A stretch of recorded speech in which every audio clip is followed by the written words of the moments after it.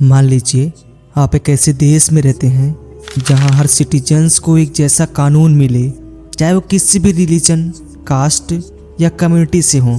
सुनने में कितना आइडियल लगता है ना?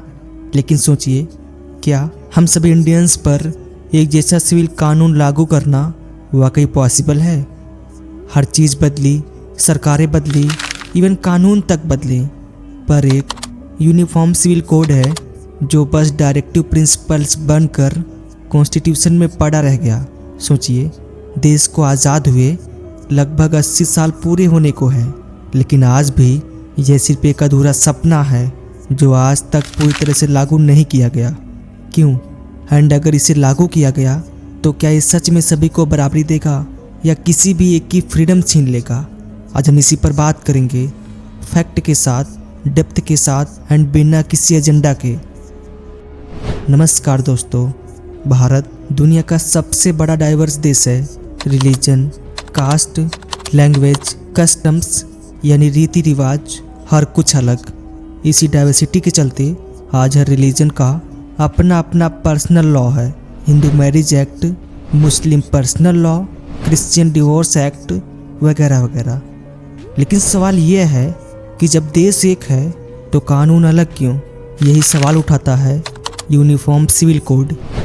कॉन्स्टिट्यूशन का आर्टिकल 44 कहता है कि एक दिन भारत के सभी सिटीजन्स के लिए एक समान सिविल कोड लागू की जाएगी। लेकिन अब तक ऐसा क्यों नहीं हुआ? अगर हो गया तो असर क्या होगा? यूनिफॉर्म सिविल कोड यानी एक ऐसा कानून जो सब पर एक जैसा लागू हो, खासकर उन केसेस में जो पर्सनल होते हैं, जैसे शादी, तलाक, गोद लेना या संपत्ति का बंटवारा।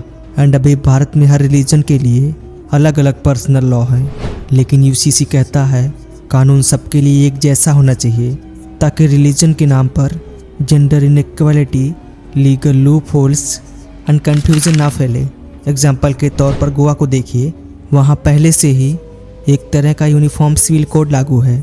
मतलब चाहे आप हिंदू हो, मुसलमान हो या ईसाई, शादी, तलाक एंड प्रॉपर्टी के कानून सबके लिए एक जैसे हैं। वहाँ रिलीजन के बेस पर अलग अलग नियम नहीं चलते। मान लीजिए दो सहेलियाँ हैं, बचपन से दोनों साथ पली बढ़ी। एक की शादी में पति ने 4 साल में 2 और शादियाँ कर ली एंड वह अपने पति को कुछ नहीं कह सकती क्योंकि उसका धर्म इसकी इजाज़त देता है। अब सोचिए, क्या सिर्फ रिलीजन के नाम पर इतना बड़ा भेदभाव जायज़ है? अगर हाँ, तो इक्वालिटी सिर्फ किताबों में अच्छी लगती है। अब आप बताएं, क्या रिलीजन के नाम पर महिलाओं के साथ भेदभाव जायज़ है? ये सवाल जितना छोटा है, जवाब उतना ही भारी है, क्योंकि रियलिटी में हमारे देश के पर्सनल लॉ में महिलाओं के अधिकार रिलीजन के हिसाब से बदल जाते हैं। एंड यही सवाल उठाता है, क्या भारत में हर महिला को बराबर इंसाफ मिलता है? आप समझते हैं यूसीसी के फ़ायदे। पहला, जेंडर इक्वलिटी।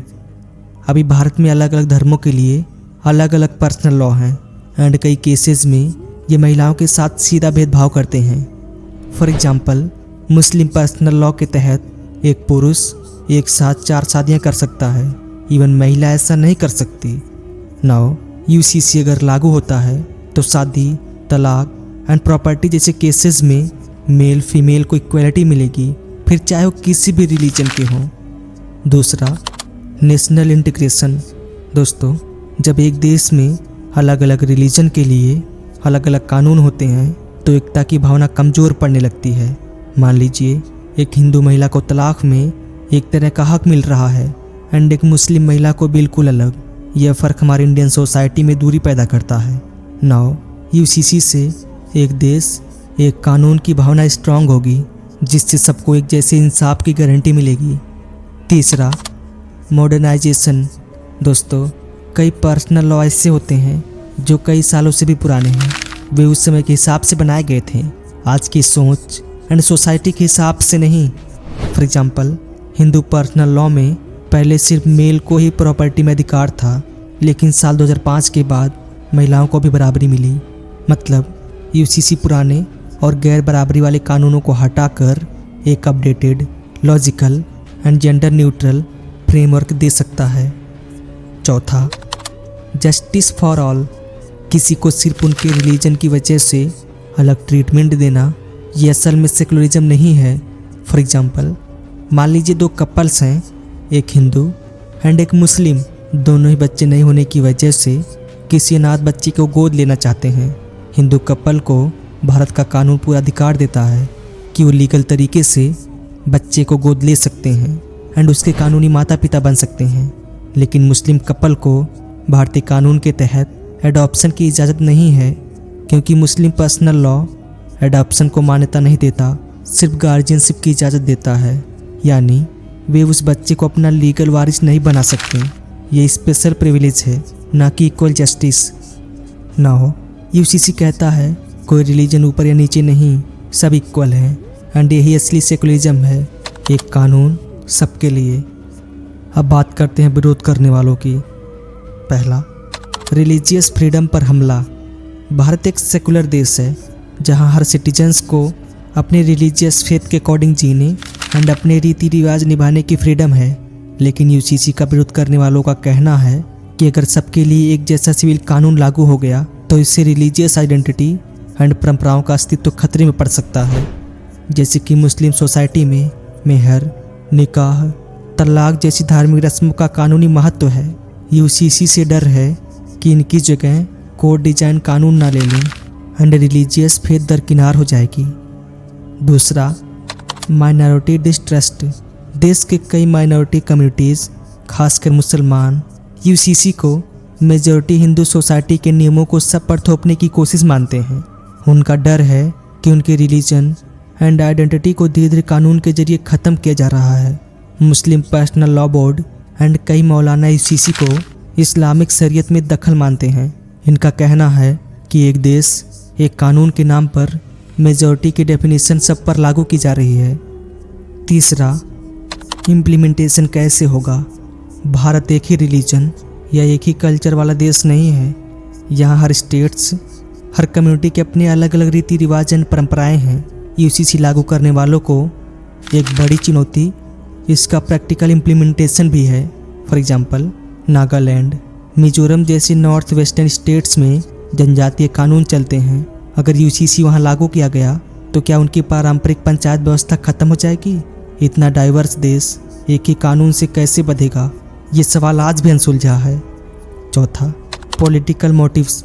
कुछ एक्सपोजर मानते हैं कि यूसीसी एक जेन्युइन सुधार की बजाय एक पॉलिटिकल एजेंडा बन चुका है।